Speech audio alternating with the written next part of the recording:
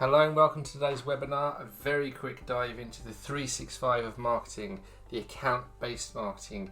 3 types, 6 steps and 5 pro tips you're going to need to implement a successful ABM strategy. So today's agenda, we're doing the 365 of account-based marketing. We're looking at the 3 types of ABM, the 6 steps that are required to implement ABM, and then 5 pro tips that are going to help you put together a successful ABM strategy. My name's Joe Birkdale, I'm the CEO of Project 36. And this webinar is being recorded and will be made available shortly. Okay, so we're going to understand the 3 types of ABM. We're going to get into those 6 stages of ABM delivery, and then we're going to show you how to implement ABM like a pro. So the 3 types of ABM, and your goals are based on some options that you need to make. So you've got ABM to 1, or strategic ABM as we call it. Your primary goal here is to change account perception. You're really identifying new strategic opportunities and you're working with a very, very small, finite number of accounts. This is where you're going to spend a lot of effort, profiling, working on those accounts, and you're going to manage between 1 and 5 accounts here. And the technology dependence is very limited. You're not going to generate a lot of data here. And it's something you can manage with spreadsheets, with email marketing platforms, and so on. The more accounts you get, the more technology dependence you're going to get. So at the bottom there, you'll see you've got things like HubSpot, Pardo, Marketo, and Demandbase, and you're going to need to move through those as you go through the different types of ABM. In the middle, you've got ABM to few or ABM light. This is your most common form of account-based marketing. This is where you build relationships and you identify opportunities. Here you're going to run between 5 and 10 accounts. And don't forget, within each account, you've got a decision-making unit or DMU. That DMU could be 5-10 people again. So if you're running 10 accounts and you've got 10 contacts in each primary account, already you're up to 100 people, 100 key pieces of data that need to keep moving and changing, different types of content, content flow, content funnel for each of those people in the DMU, for each account. So you can see your reliance on data starts to creep up. On the right hand side, ABM to many or programmatic ABM, you have to have a decent ABM software solution here, something like Demandbase. This is for lead generation. This is going to give you a high volume of opportunity. You're still going to need lots and lots of content. You're still need to tailor that, but you can run an indefinite number of accounts here. So there's your 3 types of ABM: strategic, ABM light, and programmatic. And then by far the most common is ABM light. Okay, so the 6 stages of ABM, regardless of what platform or what level of ABM you choose in the previous step, there are 6 stages. Without these stages, you will not implement a successful ABM strategy.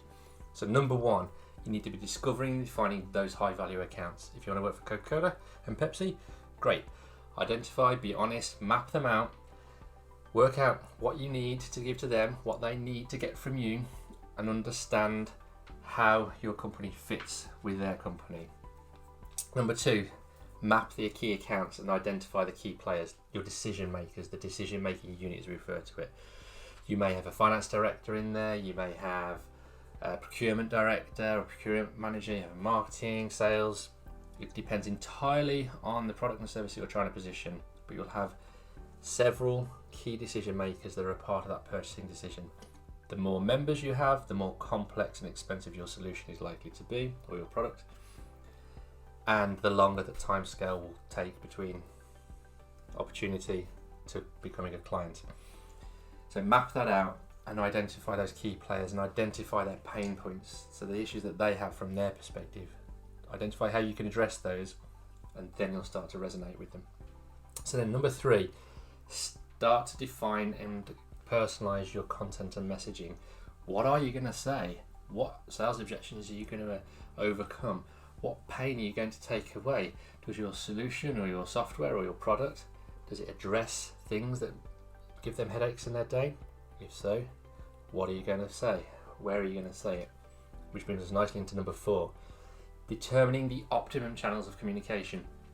If you constantly bang out information on email, you're going to miss part of your audience. Some won't be responsive to email, others will.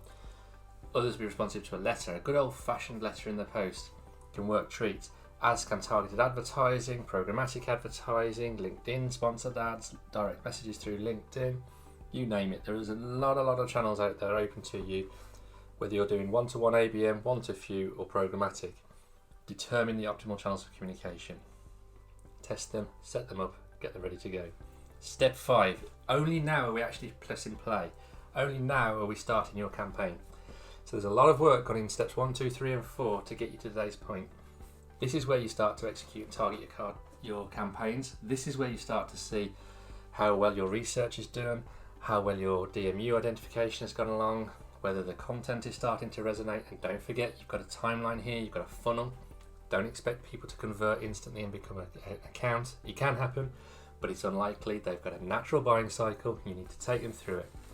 And step 6, measure, learn, optimize and repeat all the way back from step 1. Your campaign's going to be live, it's going to be running, but you never stop learning. You never stop optimizing. You never stop measuring. Get those 6 stages of ABM done, you'll have a successful ABM campaign.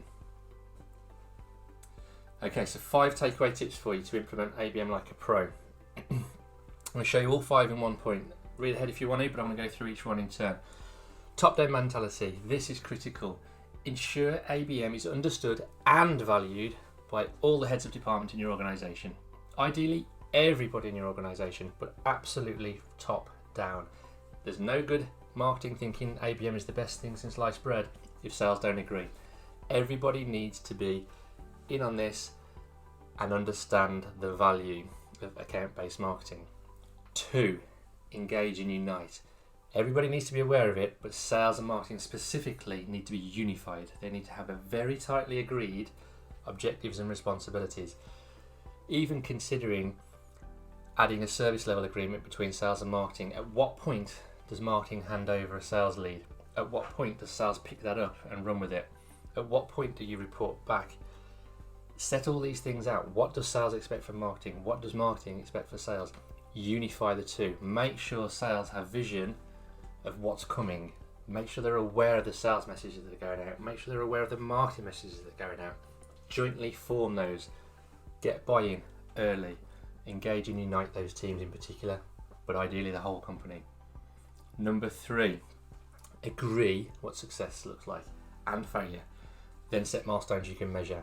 Document them, put them in your SLA, make sure that everybody agrees, everybody works towards them. Number 4, set realistic time frames. ABM is not going to turn you into pots of gold tomorrow.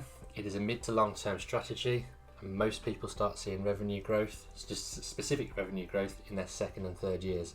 So it is not going to turn on the taps tomorrow. So remove unwanted pressure by ensuring everyone knows this. You are going to see 92% of people suggest that account-based marketing gives them a higher revenue return than any other form of marketing after 12 months. After 12 months of continuous improvement, continuous adjustment. So set the mid-term to long-term strategy, remove the pressure, make sure everybody knows this, and that comes back to the top-down mentality. Number 5, reward and recognition. Share your successes, share your failures. Marketing can't function without sales, and vice versa.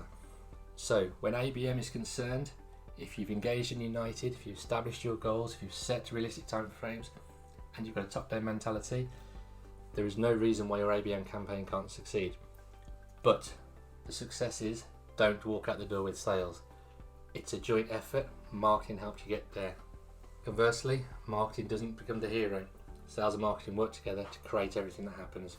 So those are your 5 tips on how to expertly implement ABM into your organisation and make it a success. Like I said, very quick dive into that there. My name is Joe Birkdale. I'm the CEO of Project 36, and you can reach out to us or watch any of our webinars online at project36.io. Hit the video section and take your pick. Thanks very much.